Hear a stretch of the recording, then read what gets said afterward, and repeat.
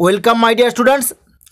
आज मैं क्लास 7 राय ও মার্টিন প্রশ্নবিচিত্রা 2025 সালের পরিবেশ ও বিজ্ঞানের দ্বিতীয় পর্যায়ক্রমিক মূল্যায়নের 213 নম্বর পেজের 2 নম্বর স্কুলের প্রশ্নগুলি সলভ করব। চলো তাহলে শুরু করি।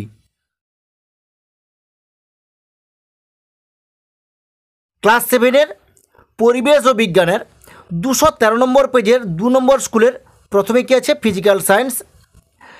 একে দেখেছে সঠিক উত্তরটি নির্বাচন করো।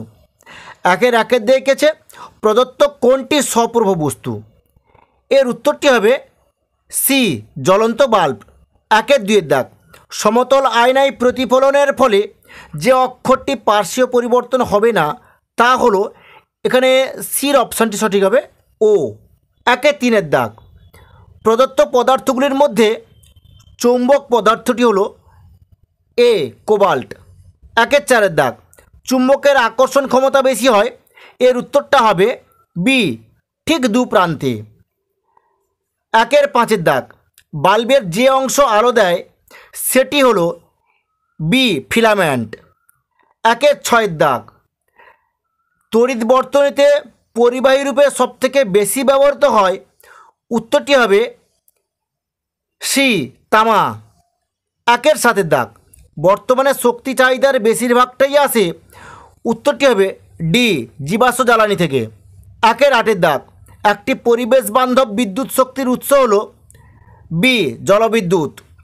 এরপরে দেখো দুইয়ের দাগে শূন্যস্থান পূরণ করো।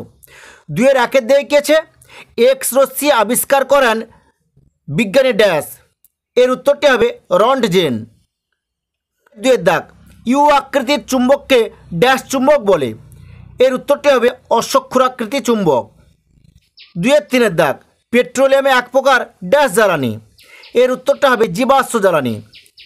দুইয়ের চারের দাগ বৈদ্যুতিক সার্কিটের নিরাপত্তার জন্য ড্যাশ ব্যবহার করা হয়, এর উত্তরটা হবে ফিউজ ব্যবহার করা হয়। এরপরে দেখো তিনের দাগে ঠিক বা ভুল নির্বাচন করো।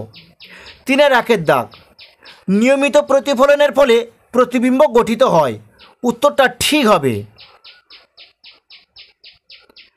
তিনের দুইয়ের দাগ একটি দণ্ডচুম্বককে লোহার গুঁড়োর মধ্যে ডোবালে ওই দণ্ডটির সব জায়গায় সমানভাবে লোহার গুঁড়ো আটকে থাকবে, এটি ভুল হবে। তিনের দাগ এলইডিতে ফিলামেন্ট থাকে না, এটি ঠিক হবে। চারের দাগ তাপবিদ্যুৎ কেন্দ্রে গ্যাস পুড়িয়ে বিদ্যুৎ উৎপন্ন করা হয়, এটি ভুল হবে। এরপর দেখো চারের দাগ দুই একটি শব্দে উত্তর দাও। চারের একের দাগ পেরিস্কোপ যন্ত্রে দুটি সমতল দর্পণ কত ডিগ্রি কোণ করে অবস্থান করে, এর উত্তরটা হবে 45 ডিগ্রি। চারের দুইয়ের দাগ ছায়ার গাঢ় অন্ধকার অঞ্চলটিকে কি বলে, এর উত্তরটা হবে প্রচ্ছায়া। চারের তিনের দাগ আপতন কোণ ও প্রতিফলন কোণের সমষ্টি 90 ডিগ্রি হলে প্রতিফলন কোণের মান কত, এর উত্তরটা হবে 45 ডিগ্রি। চারের দাগ পৃথিবী নিজেই একটি বিরাট চুম্বক, এই কথাটি সর্বপ্রথম কে বলেন, এর উত্তরটা হবে বিজ্ঞানী উইলিয়াম গিলবার্ট। চারের পাঁচের দাগ তড়িতের সুপরিবাহী পদার্থের দুটি উদাহরণ দাও, এর উত্তরটি হবে লোহা ও তামা। চারের ছয়ের দাগ তড়িৎ প্রবাহ বলিতে কি বোঝায়, এর উত্তরটা হবে কোনো মাধ্যমের ভিতর দিয়ে তড়িৎগ্রস্ত বা তড়িদাহিত কণা এর নিরবিচ্ছিন্ন গতি বা স্রোতকে বলা হয় তড়িৎ প্রবাহ। চারের সাতের দাগ একটি তরল জীবাশ্ম জ্বালানির নাম লেখো, এর উত্তরটা হবে পেট্রোলিয়াম। চারের আটের দাগ বায়োগ্যাসের মুখ্য উপাদান কি, এর উত্তরটা হবে গোবর। এরপরে দেখো পাঁচের দাগ দু তিনটি বাক্যে উত্তর দাও।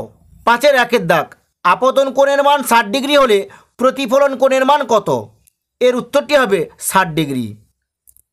পাঁচের দুইয়ের দাগ নিয়মিত প্রতিফলন ও বিক্ষিপ্ত প্রতিফলনের দুটি পার্থক্য লেখো, আমি যে উত্তর দেখিয়ে দিলাম এটা তোমরা তুলে নাও।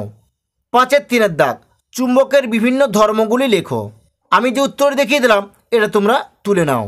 পাঁচের চারের দাগ কোনো চুম্বকের চুম্বকত্ব কি কি কারণে নষ্ট হয়, এর উত্তরটি হবে কোনো চুম্বক যদি উত্তপ্ত হয়, যদি তাকে হাতুড়ি দিয়ে আঘাত করা হয়, অথবা যদি তাকে উচ্চতা থেকে ফেলে দেওয়া হয় তাহলে সেই চুম্বকের চুম্বকত্ব নষ্ট হয়। 5-এর দাগ, ফিউজ তারের কার্যনীতি লেখো। আমি যে উত্তরটি দেখিয়ে দিলাম এটা তোমরা তুলে নাও। 5-6 দাগ, বৈদ্যুতিক বাল্বের ফিলামেন্ট টাংস্টেন দিয়ে তৈরি হওয়ার কারণ কি? এর উত্তরটা হবে বৈদ্যুতিক বাতির মূল অংশ হলো টাংস্টেন ধাতু দিয়ে তৈরি একটি সরু তার বা ফিলামেন্ট।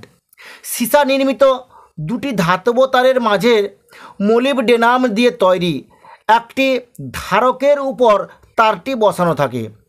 সমগ্র ব্যবস্থাটি নিষ্ক্রিয় গ্যাসপূর্ণ একটি কাঁচের আবরণের মধ্যে রাখা থাকে। ধাতব টুপির সাহায্যে বাতিটিকে তড়িৎ বর্তনীতে যুক্ত করে তড়িৎ প্রবাহ চালনা করলে ফিলামেন্ট শ্বেততপ্ত হয়ে ওঠে এবং তাপ ও আলো বিকিরণ করে। 5-7 দাগ, পরিবেশ বান্ধব শক্তি কাকে বলে? এর বৈশিষ্ট্য লেখো। এর উত্তরটা হবে সৌরশক্তি, বায়ুশক্তি, জৈব শক্তি, জোয়ার ভাটা শক্তি, ভূতাপীয় শক্তি প্রভৃতি শক্তির উৎসগুলি প্রায় দূষণমুক্ত। এ কারণে এই শক্তি থেকে পরিবেশ ও জীবজগতের ক্ষতির সম্ভাবনা খুব কম হয়, তাই এগুলিকে বলে পরিবেশ বান্ধব শক্তি। এর বৈশিষ্ট্যগুলি লেখো। এর বৈশিষ্ট্যগুলি হলো সহজলভ্য, বারবার ব্যবহার করা যায়, পরিবেশ দূষণ সৃষ্টি করে না, নিঃশেষিত হবার সম্ভাবনা কম। 5-8 দাগ, স্কুলে যাতায়াতের পথে বা বাড়িতে দেখেছো এমন 3টি জীবাশ্ম জ্বালানির ব্যবহার লেখো। আমি যে উত্তরটি দেখিয়ে দিলাম এটা তোমরা তুলে নাও। এরপরে দেখো লাইফ সায়েন্স। 1-এর দেখেছে সঠিক উত্তরটি নির্বাচন করো। 1-এর দেখেছে একটি ফুলের সবচেয়ে বাইরের স্তবকটি হলো এ বৃতি। 1-2 দাগে নিষেকের পর ডিম্বাশয় রূপান্তরিত হয়, এর উত্তরটা হবে বি ফলে। 1-3 দাগ, একটি একবীজপত্রী বীজের উদাহরণ হলো, এর উত্তরটি হবে ডি ধান। এরপর দেখো 2-এর দাগে ঠিক বা ভুল নির্বাচন করো। পর্ব ও পর্বমধ্য উদ্ভিদদের কাণ্ডে থাকে, এটি ঠিক হবে। এরপর দেখো 3-এর দাগে 2-1টি শব্দে উত্তর দাও। উদ্ভিদদের পাতার প্রধান কাজ কি? এর উত্তরটি হবে খাদ্য প্রস্তুত করা উদ্ভিদদের পাতার প্রধান কাজ। 3-2 দাগে একটি সম্পূর্ণ ফুলের 4টি স্তবকের নাম লেখো। এর উত্তরটি হবে একটি সম্পূর্ণ ফুলের 4টি স্তবকের নাম হলো বৃতি, দলমণ্ডল, পুংস্তবক, স্ত্রীস্তবক। এরপরে দেখো 4-এর দাগে 2-3টি বাক্যে উত্তর দাও, যে কোনো দুটি। 4-1 দাগে উদ্ভিদদের মূল আমাদের রোজকার জীবনে কি কি কাজে লাগে? আমি যে উত্তরটি দেখিয়ে দিলাম এটা তোমরা তুলে নাও। 4-2 দাগে স্বপরাগযোগ ও ইতর পরাগযোগ কাকে বলে? আমি যে উত্তরটি দেখিয়ে দিলাম এটা তোমরা তুলে নাও। 4-3 দাগে আমকে কেন সরল ফল বলা হয়? এর উত্তরটি হবে আম একটি বোঁটাযুক্ত রসালো ফল। একটি ফুল থেকে একটি মাত্র ফল গঠিত হয় বলে এটি একটি সরল ফল। আমের গঠনে কয়টি অংশ দেখা যায়?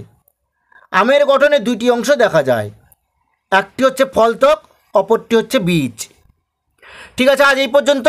নেক্সট ভিডিওতে আমি 3 নম্বর স্কুলের প্রশ্নগুলি সলভ করব।